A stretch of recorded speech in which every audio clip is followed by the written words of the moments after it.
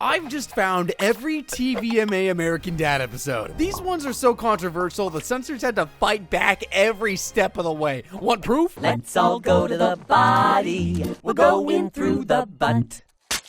Starting off strong, we've got the episode Clogger. And in case you wanted to know how mature this one gets, well, that sums it up for you. The episode starts with Roger wanting to try out a new steakhouse, but the rest of the Smiths are heading to an opera, so he's left on his own for dinner. Though first, he's of course gotta get into character. Good evening, ma'am. What can I get for you? Black man with a dong to match? There's some waiter humor for you. He's really getting into this one. When he's kicked out for being alone, Roger slumps down into the streets, looking at all the happy couples around him. Eventually, he stumbles upon someone who seems to be alone as well. Could this be it? Is this a fairy tale? Yeah, it's a fairy tale called Jack and this guy's Beanstalk. I mean, honestly, Roger kind of dodged a bullet there. But anyway, the next morning, he wakes up and needs some consoling. And after Stan melts his way out of the awkward situation, Klaus is left to give him some advice as a fellow single man. Me and him, we're lone wolves, baby. Punch in, punch out. Bam, bam, bam. Come on, Rog, give me a bam. Bam. Hey, I didn't say it was good advice, but nobody can deny the power of a bam. Meanwhile, Steve's got a fitness test coming up, and the last thing he wants to do is fail it in front of all of his friends. That'd be so embarrassing. The only people who can't do pull-ups wear pull-ups. This guy's gonna put us back in diapers. Some of us never left.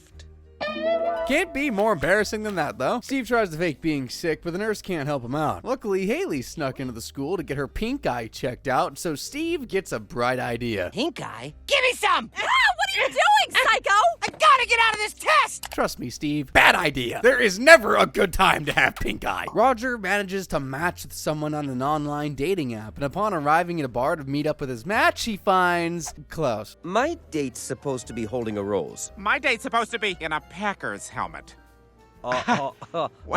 So much for the bamming. The two definitely find the situation at least a bit odd, though Roger still wants to try a meal for two. I mean, we are friends. We can have a meal together. Why not? That was incredible. Goodness!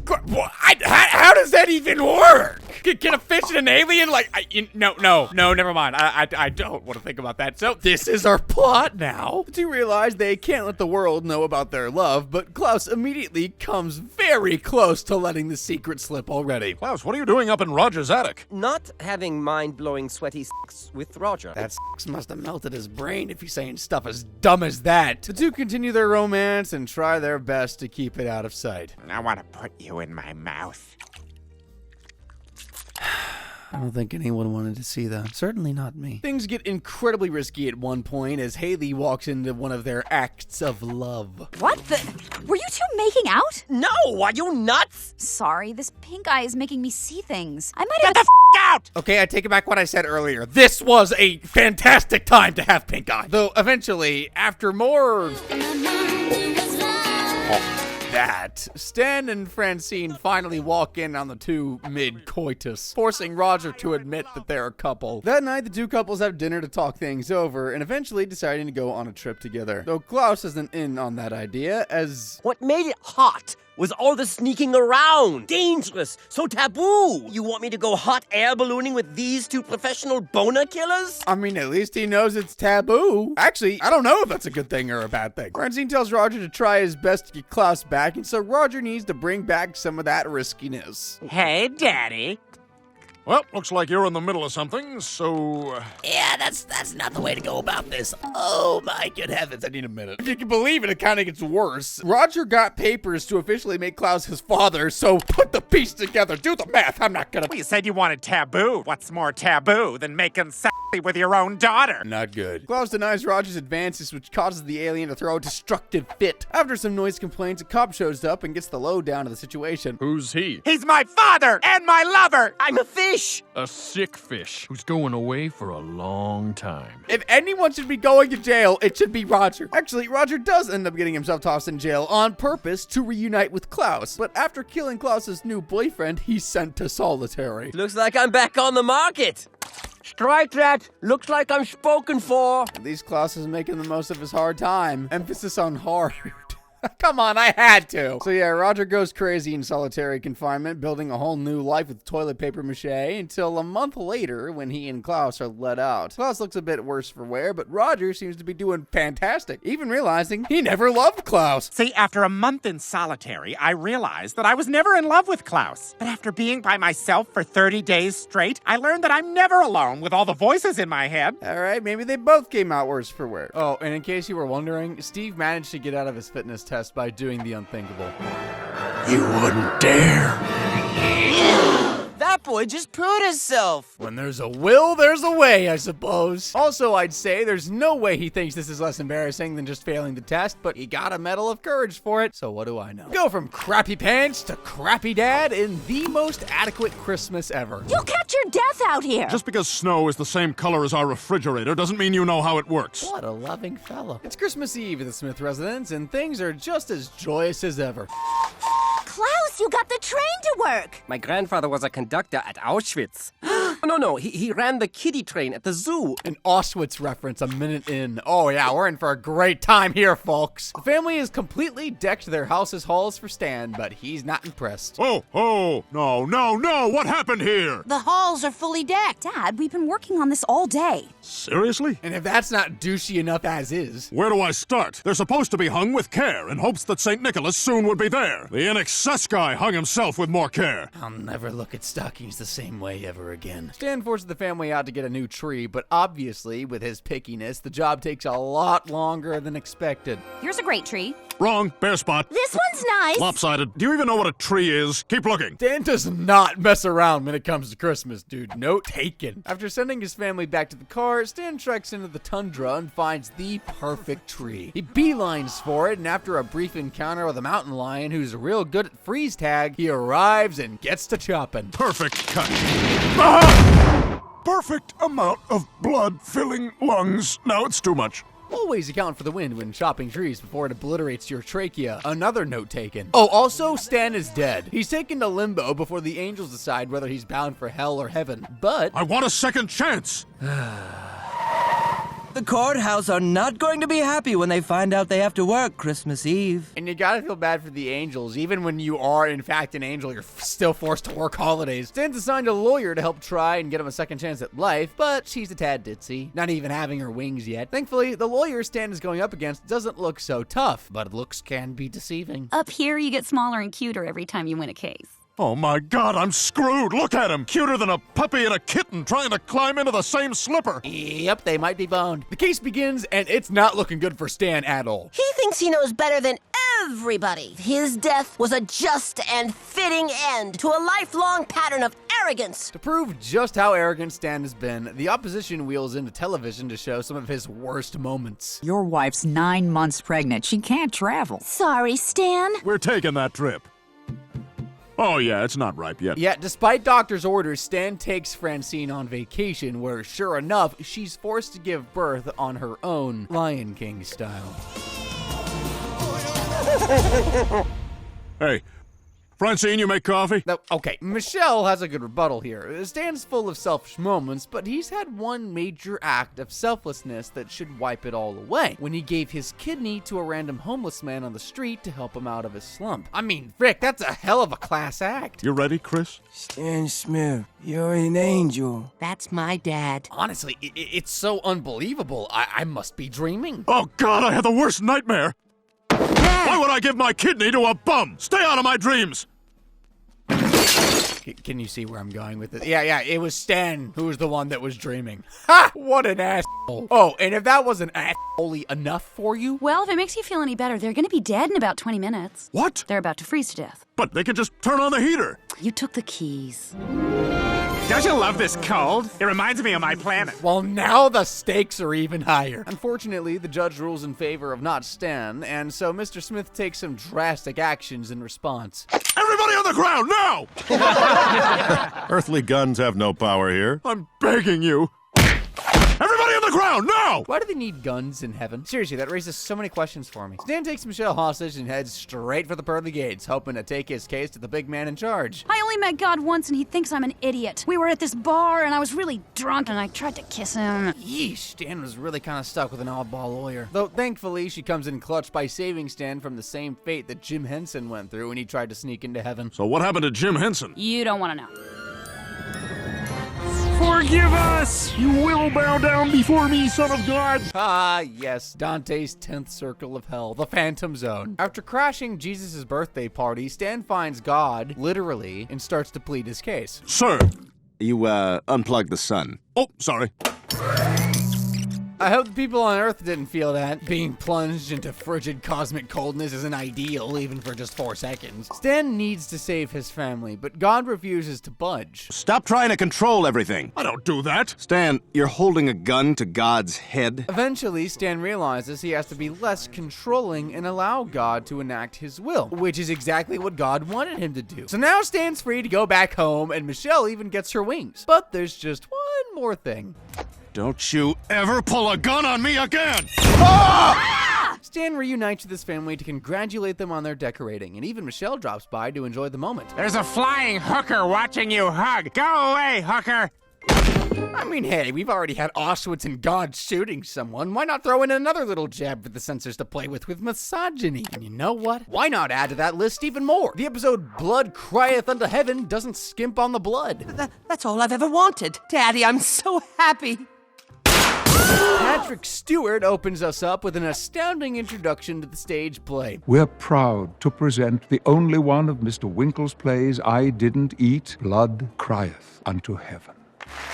I mean, you are what you eat, and Patrick Stewart is a great actor. Must be a secret to it all. Anyway, Act 1 opens up with Francine getting a call from Stan's mother where she chastises her for not showing up to her son's surprise party. However, Stan's mom supposedly has her reasons, mysterious as they may be. Doesn't mean Francine cares, though. You and I have a very strained relationship, and we both know it. We do. Oh, the wonders of theater dialogue. Stan shows up and isn't happy to see a celebration for his birthday, but I mean, hey, he had the reason to be in a bad mood already. Francine, get my fender sponge. I hit another dog driving home. Surprise! Happy birthday! No! No! I'd probably be in an even worse mood, honestly, but even still, Stan storms off with Francine following behind him. Stan tells Francine the reason he hates his birthday is because of what happened at his 8th birthday party. His dad packed up and left forever. Daddy, no, don't go! Daddy! Oh, the wonders of... Okay, never mind. Stan drives off and eats what any normal person would eat in a time of crisis, crab legs. Curse my cursed birthday! I hope the cops take Stan down. That man's fracking insane. Of all things, crab legs. Back home, Roger and Avery start to hit things off in the basement, and I really mean hit things off.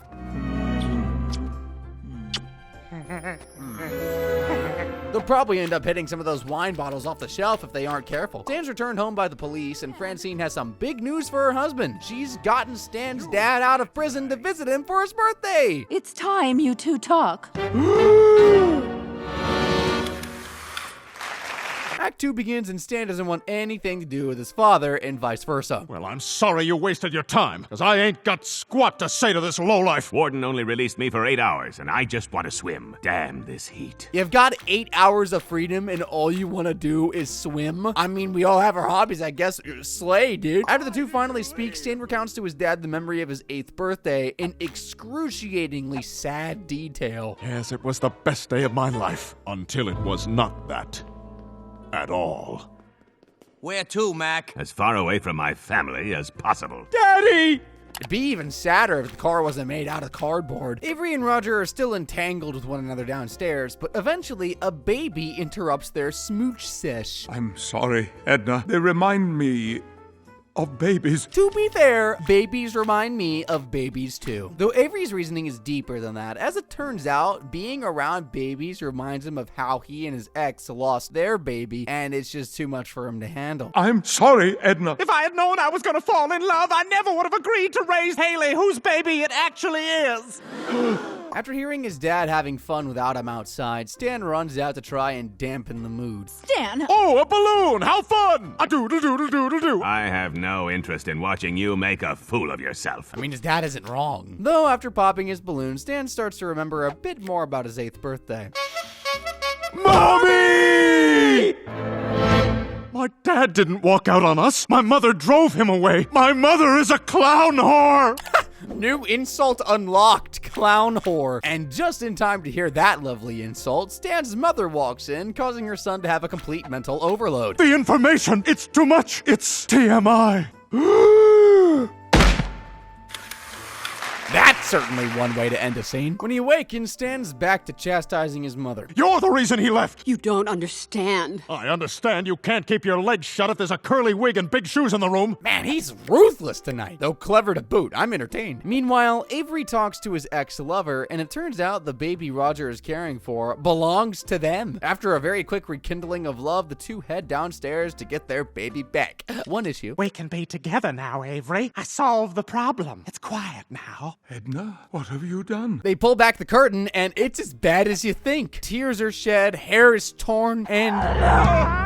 There's no distinction. Hell and earth slumber in the same bed tonight. I mean, dang, yeah, that's a great way to put it. Who said theater is a dying art? Also, yeah, this is the portion of the show that grated the censors a bit. Smothering infants isn't exactly a good thing to do. I dare say it's a straight up evil thing to do. Back to Stan, though. He reunites with his dad once more after realizing his mother's cheating is what drove him away, but then learns the real story. That's right, but what you don't know is that the clown was me! Apparently, because clowns were so expensive, Stan's dad had to step into the shoes and entertain the party. Luckily, Stan's dad already had a clown outfit, but only because he used it when he robbed fruit trucks back in the day. The police were on his trail already, with one even being invited to the party, but Stan's dad knew his son needed the perfect day. And so, by being the clown for the party, Stan's father sacrificed his freedom to keep his son happy. Stan comes to the conclusion that he was responsible for his family's destruction, but on the bright side, Steve got him a gift. It's a revolver, and apparently it's just what Stan needs. That's all I've ever wanted. Daddy, I'm so happy. And so the cycle of familial trauma continues, with Steve being responsible for his family's destruction. Damn. The stage play must have been pretty successful, as the series was picked up in China right afterwards in the episode American Fung. Confused by the title? Maybe this'll help you. Is that really you, billionaire Feng Hua? I stopped by just to tell you that American Dad is now better than ever. Hey, I said maybe. Chinese billionaire Feng Hua opens the episode off by announcing he and Seth MacFarlane traded businesses. You don't believe me? That's mine. This is the sort of thing I imagine billionaires do in their free time, so I buy it. So yeah, we've got an episode influenced by China. What could go wrong? Stan's heading home from work when his boss, Avery, calls him and informs him that it's his and Francine's anniversary. Stan, who completely forgot the occasion, needs time to stall and gets the brilliant idea to send Francine to a psych ward. They're legally required to keep you there for a few days, which gives ample time for Stan to correct his mistake. Plus, what's a better anniversary gift than getting sent to a psych ward? I can't think of anything. Later that night, Francine is taken care of. That's her! Go, go, go! With the extra time on his hands, Stan heads to the mall to find a gift, but gets a bit distracted because it's the mall. What shopping spree isn't complete without a Cinnabon in the toilet? Elsewhere, Roger's having problems just getting rid of his old clothes. We could get rid of this one. No! People need to know that second place is first loser. No! People need to know that you miss 100% of the shots you don't take. Roger, I think most people scoff at folks who wear these types of shirts. Get rid of them, dude. At least there's some gold hidden in Roger's garbage. Listen to this. That billionaire Feng Hua has increased his already vast fortune. Headline gold, that is. Elsewhere, Stan picks up Francine from the psych ward and gives her a gift he poured his heart and soul into getting. Happy anniversary!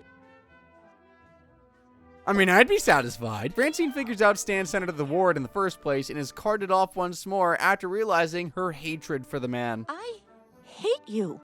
That's nice. The calm before the resolution. What Whoa, hey, don't waste the chicken.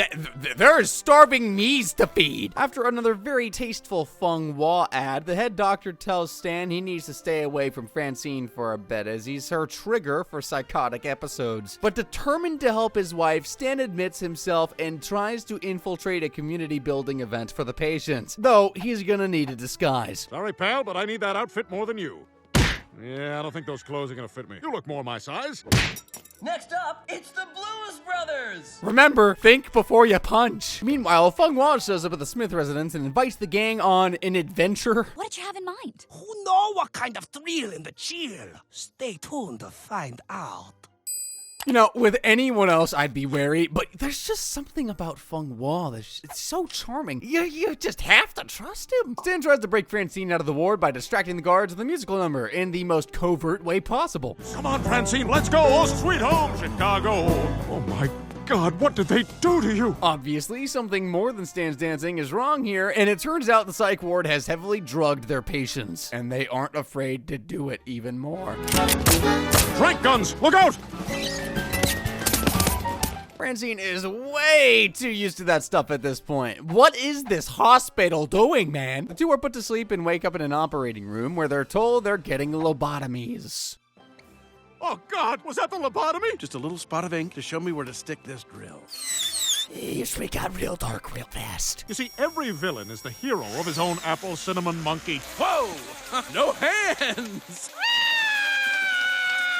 Oh, that's making me shiver just watching it. Ugh. Back to Feng Hua's great adventure, though. He and the gang find hidden treasure underneath the sidewalk, and nobody cares about anything else. Oh, but what about Stan and Francine? Well, I forgot to mention what happened to Stan and the Francine. Everything just worked out. Stan and the Francine fix all their problems at Feng Hua Resort in Bali. Yep, they fix their issues at a beautiful Feng Hua resort. The rest of the episode becomes an ad for all of Feng Hua's awesome business, or at least until he once again sells American Dad to turn it into American Chinese Dad.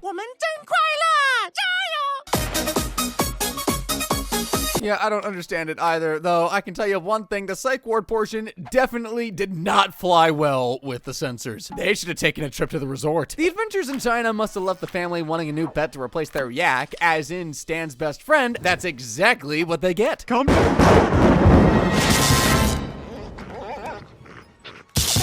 Or is it? Honestly, I'm not sure what that thing is. Well, whatever it is, it's TVMA worthy. The episode begins with Steve's home movie premiere, where he's also conveniently an usher. Word of caution, I would refrain from sharing popcorn with a gentleman to your left. I saw him cut a hole in the bottom of his bucket. Aha, he's kidding. Popcorn? I don't think popcorn and sausage mix together very well. Steve's movie is a presentation for why he should have a dog, but Stan won't hear any of it. He's adamant you can't get what you want just by saying it enough, as if that were true, all I'd be saying is Jane Seymour from behind. Jane Seymour from behind. Over and over.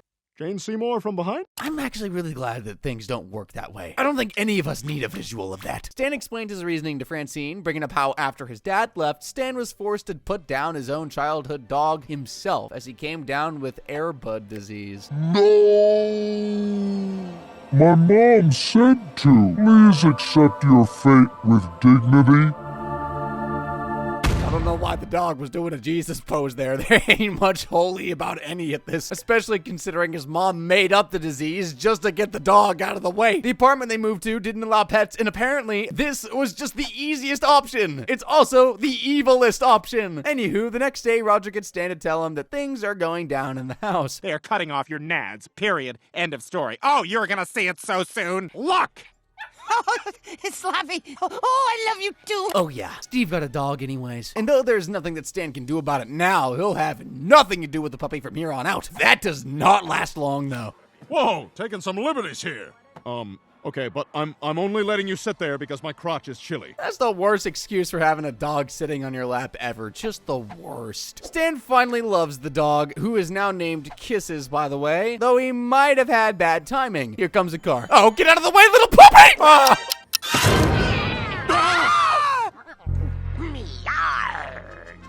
I spoke way too soon. I should have known the flying cat pirates would come in and ruin everything. Kisses is not doing good and is only still kicking thanks to life support. No! This is an unfortunate situation. I'm with Steve and sort of with Roger. His tone wouldn't exactly match what I'd go for. Stan's stubborn though, and he's willing to do anything to keep Kisses alive, even if he has to do things himself against the doctor's orders. You're going to fix him? Why not me? You sound a lot like my tailor, who also didn't think I could do things on my own.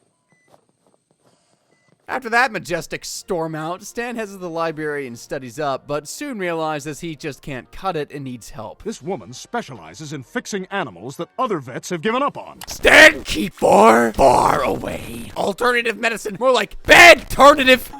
Thankfully, Steve walks down and lays down his opinion on the scenario. I ran out of tissues and started using my handy tube sock to dry my tears. Think my eyes might be pregnant. Anyway, Dad, it's time to let Kisses go. There's no quality of life for him anymore. Disregarding that first thing, there's some wise words from the kid, kinda. However, when the family goes to pull Kisses' plug, the little pup is gone. Turns out Stan dog-napped him and is heading to the alternative medicine vet. It's a long drive, but Klaus made sure to make a mixtape for Stan on his ride there. Been running down this dusty road. Klaus, you d***. Finally, Stan arrives in typical Stan fashion. Is it cool that I parked there? I mean, we've all seen the intro where he crashes into the flagpole. Can't say I'm surprised. The vet says that Big Vet Pharma is lying to him, promising to save his beloved Kisses. After a little bit of time, the surgery is a success. All Stan has to do is call his best friend over, and he'll finally be able to see just how great his little buddy is looking. Come to Daddy. Come.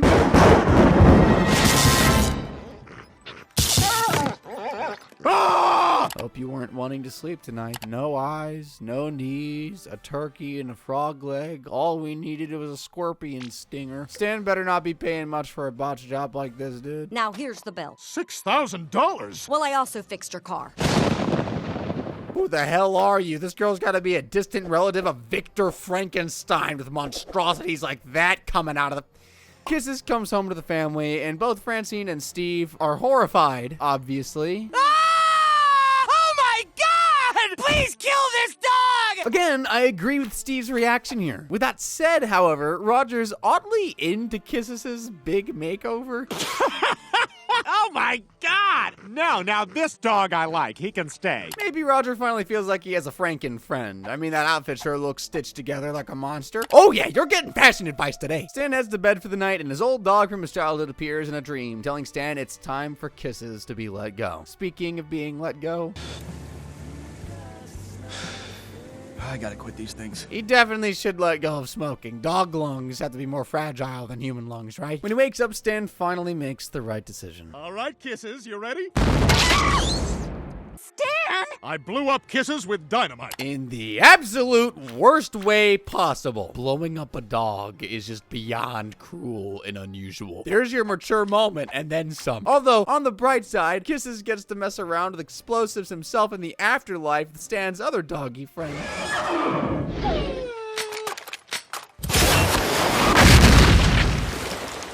Yeah, you gotta kill those sometimes. Because if one exploding head wasn't enough for you, ring ring, 2-for-1 deal. Steve's gonna need a getaway after his little pup died, and thankfully in the episode Camp Hawanda, he managed to relax in the only way teenagers know how. Whew!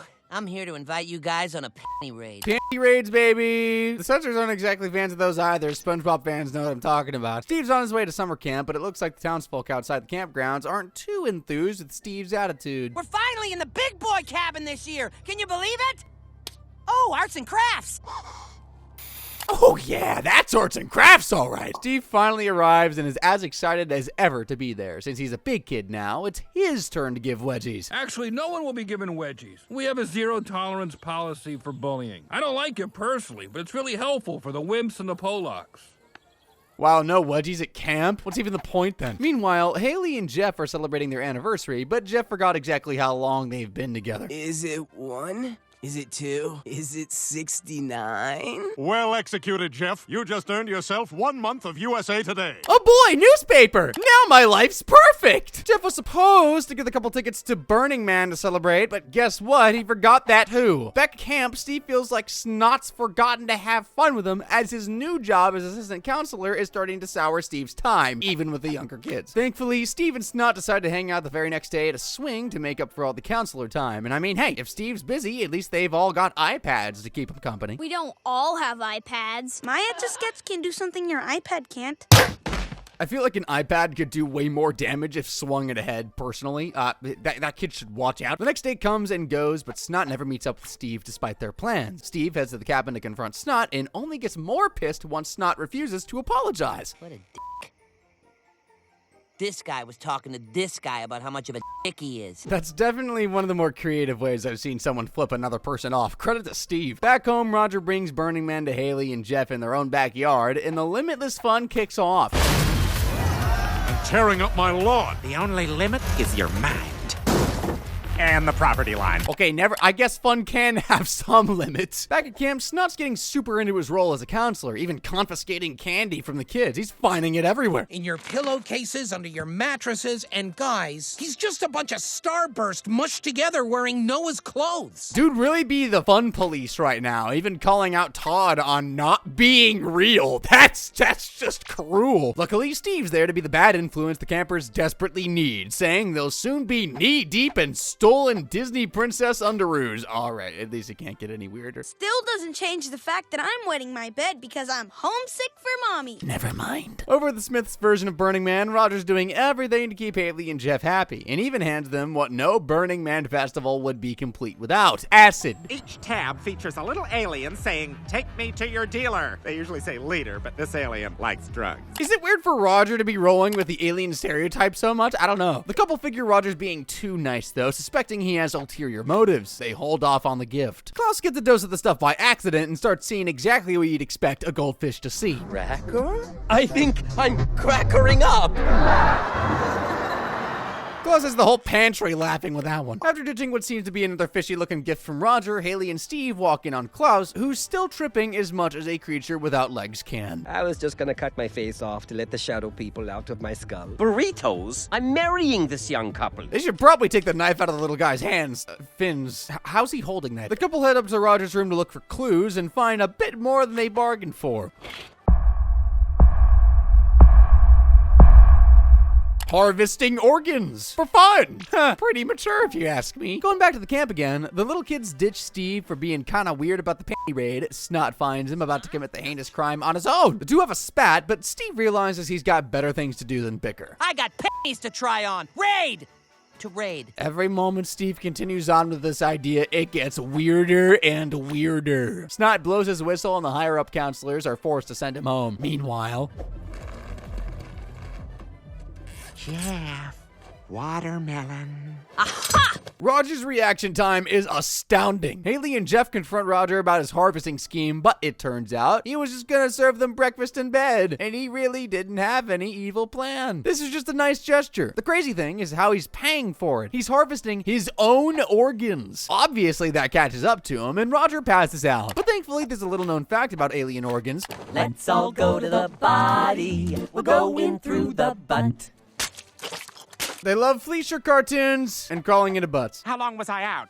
Jeff, did you take advantage of me? Looking to get his revenge, Steve brings the cranky townsfolk from the beginning of the episode to the camp to carry out his panty raid. Though they have a different type of raid they want to carry out, because you know. Look, we're adults. If we go stealing little kids' panties, that's a list you don't want to be on twice. I'm going to look past how he said twice and instead commend him for being smart there. I won't commend him for destroying the camp, though. That was not good, but they went ham. They chase Steve and Snot into the water and leave the two to reconcile, where Snot figures out that he's had the wrong idea about what being an adult means. I thought being a grown-up meant not having fun anymore. But look at them. Woohoo! Best day ever! They certainly are having fun. Don't know why the counselor isn't, though. Though, if organ harvesting isn't mature enough for you, maybe mocking God is, as that's exactly what we get in Rapture's Delight. What's happening? The Rapture turns out there is a God.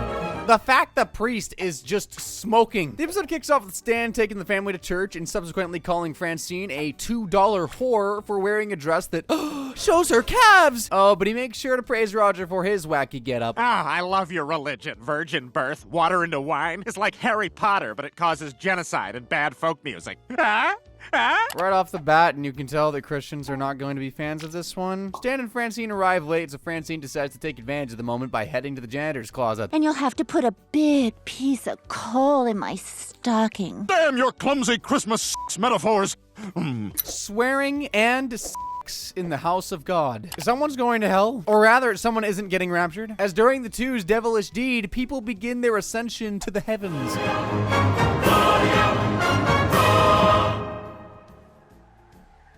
What do we expect out of a place with a nickname Sin City? Steve and Haley are heading through the clouds, but the rest of the Smiths are left beneath for obvious reasons. What's happening? I was just about to do something really funny. Oh my God! The homeless guy from the bus station is hung. But I knew that. Stan's in denial about being left behind while the priest heads inside to learn more about the rapture. If you couldn't guess, things aren't looking good for those left behind, despite the cute puppet on the TV screen. Jesus is coming back for Armageddon! The cleansed earth is now the battlefield for a 7-year war between Jesus and the Antichrist, and those left behind are going to be caught in the crossfire. At least Steve and Rachel are doing well above, even getting a guide to their own personalized heaven by Michelle. Remember her? How can you be sure this is my heaven? Well, I know that's not my heaven. Stan gets the news that Jesus Christ has made his second coming and decides to use this chance to explain that there's been a mistake, saying Francine's seduction in church was what cost him his shot at heaven. Surprisingly, Stan, you're right. What? That's why I'm going to rapture him. Oh, Jesus, you are the best! Later, world! Smell my ass! Shocked by Stan throwing her under the bus, Francine is at her wit's end and is officially through with her husband. Stan Smith? Go to heaven.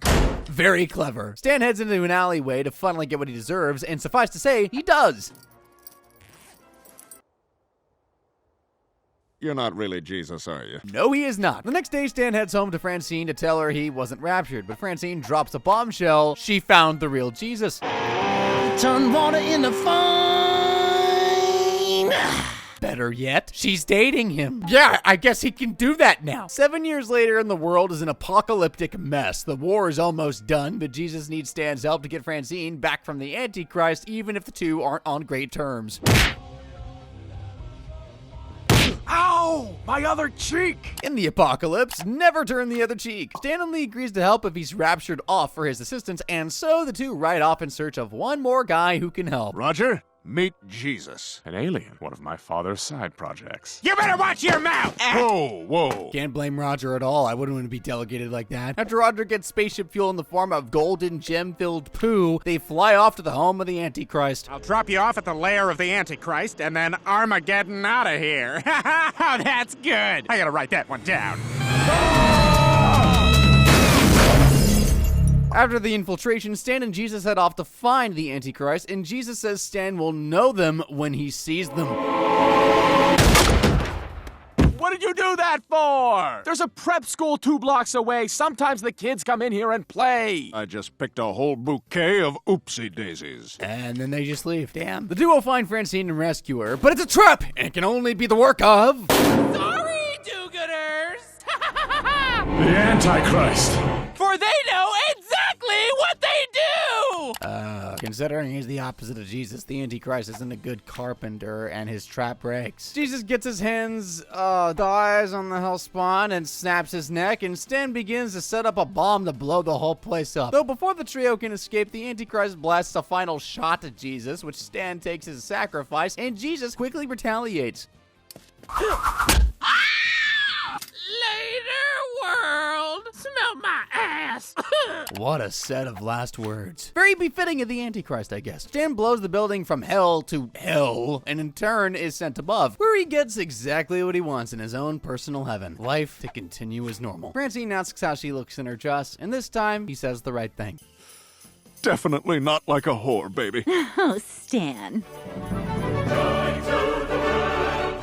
What a happy ending for everyone but Klaus. I hear you though, 2 Christmas episodes is a bit too cheery, alright? We need something more depressing for the video. Well, luckily, the Flippity Flop has got something just for us. Auf Wiedersehen, Coolish Wolden Place. Depressing and worthy of a mature rating. Klaus hears the news that adventurers have discovered his old body, which the CIA stole and switched the mind of with that of a goldfish. Turns out Klaus was an Olympic ski jumper, and let it be known, Olympians need minds that are brainier than a goldfish.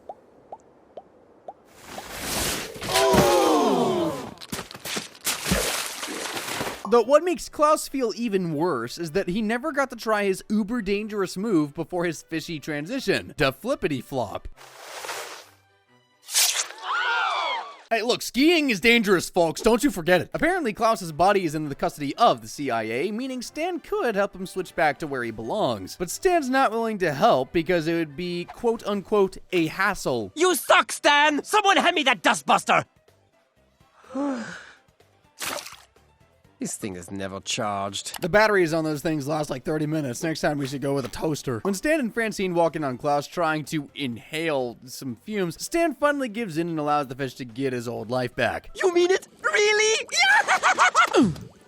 You guys, come back! Now I want to live! Wait a minute. Why didn't he just do that the whole time if he wanted to Never mind. Stan takes Klaus to the CIA, and the ever-responsible scientists looking over the body give them a peek at Klaus's new old home.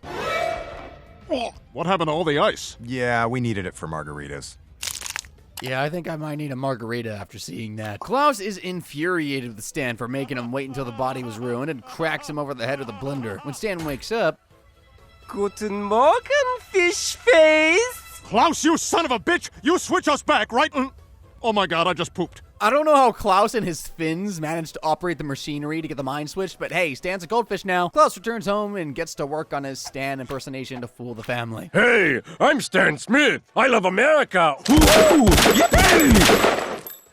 Okay, I admit, it's a pretty good impression. To seal the deal, Klaus covers Stan's bowl to silence him, and sure enough, the family walks in right on cue to be fooled. Hey, Stan! Hey. Oh my god, Klaus is in Dad's body. I'm Stan! It turns out the family are actually okay with Klaus having a few human days, saying Stan's had this coming for a long time, being a jerk so very often. As long as he switches back soon, all should be well. You're never getting your body back. Ever. All shall not be well then! Klaus starts abusing Stan's body hardcore, kicking off with a bit of smoking to taint his pretty pink lungs. I like holding the smoke in my lungs until it's absorbed into the cells. And you know, you've really gotta feel the cancer flow through you to enjoy a good cigarette. Klaus continues his destruction by rubbing dead animals on himself, doing hookers without protection, and of course heroin. Though apparently, even that's not the full story. He abused me! He paid a woman to pee on my body! He beat up a cop! And then somehow, he paid off the cop, and then he peed on me too! Who peed on you? Everyone! The family tries to get Klaus to give up the body, especially after revealing his tattoo. The family's had enough of Klaus' charade and tries to make him give it up, but after a quick punch to Haley, he threatens to blow Stan's noggin clean off and runs off to perform his forbidden skiing technique. This one. Remember? Stan decides to switch bodies with Klaus's rotting corpse, though complications arise as quickly as you'd expect. Happy? Yeah. The family arrive at a ski lodge and find Klaus, who's about to head off the highest jump he can. Thankfully, Stan catches the next ski lift up just in the nick of time. What are you looking at? That guy has my body. The CIA made him a fish, and then he stole my body. I would be pinching my nose way more if I was that guy. A giant ski chase begins, and the rot starts to catch up to Stan, inadvertently breaking Klaus's leg. Though Stan's on a one-way path to the jump, and eventually lets Klaus's body's instincts take over as he soars through the air and performs the technique. This must be what angels feel like. Hey, congrats, man. That's gotta be a world record. Hey, Klaus kinda technically did get to do the technique, just his body instead of his mind. The two switch bodies and Stan realizes the hardships Klaus must go through being a fish every day. Though, he's probably not gonna do anything about it, because that takes work, you know? So yeah, that last one got a little bit weird with the rotting corpse and everything, but don't worry. Tapped Out is weird in an entirely different way. Old MacDonald had a farm. Ow! All of his teeth are in. Yep, this show went there. The episode starts right before the first day of school, and Steve's getting some new clothes, but is ready to pick out his own wardrobe considering his mom's recommendations are, There's a caboose on your butt flap. For your choo-choo poo-poos. That. Though, I'll be fair to Francine, what Steve picks out for himself isn't much better. All he needs to top it off is a pair of Heelys. Steve arrives at school for his first day back, and the clothes are a total success. What are you wearing? 3 cheers for his wonderful clothes! Oh, you thought I was being sarcastic? No, I meant it. He's a hot ticket, even being immediately cast in the lead role of a school play. More on the play in a bit. That night, Klaus is patrolling the house when he stumbles upon a secret room that probably should have stayed a secret. What are you doing? Sewing. You have things on your boobs. A sewing machine.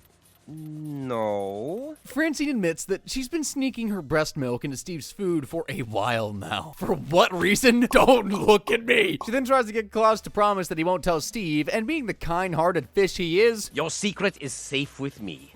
You have been drinking it, bro! Gross! I mean, how are you supposed to keep a secret like that? With the lid off on the breast milk situation, as Francine calls it, don't ask why, Steve refuses to eat anything his mother gives him. Case in point. Please let me cook you some eggs. How do I know you didn't lay them yourself, Mother? That is simultaneously one of the dumbest but also coolest things Steve has ever said. Steve shows up to the first day of rehearsal for the school play, that being a retelling of Oedipus Rex. And if you know anything about how that goes down, you'll understand the issues there. If you don't, here's a hint. Right now it's called Oedipus Rocks. The school board wouldn't let me call it motherfucker. Yeah, the guy sleeps with his mother. Steve gets tired during the rehearsal due to his lack of milk, and so he heads to the one person who can help him out in his time of need. I need breast milk!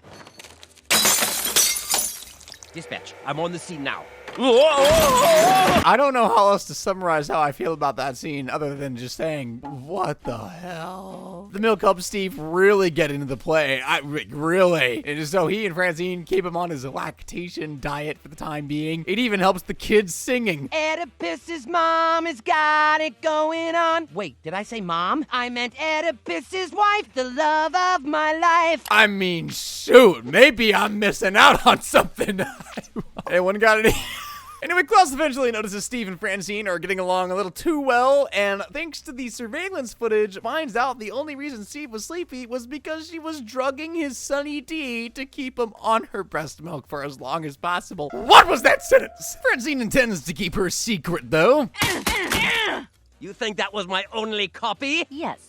You're right. What was Klaus thinking, pulling out that damning piece of evidence right in front of her? He must have had the mind of a goldfish. Well, wait. After an absolutely miserable montage of Steve enjoying his breast milk in ways not meant for human eyes to witness, the play has reached opening night, and Steve needs one more shot before he performs. But Francine's out of bottles. Steve knows it's not an issue, though. What is an issue is the play starting a bit early.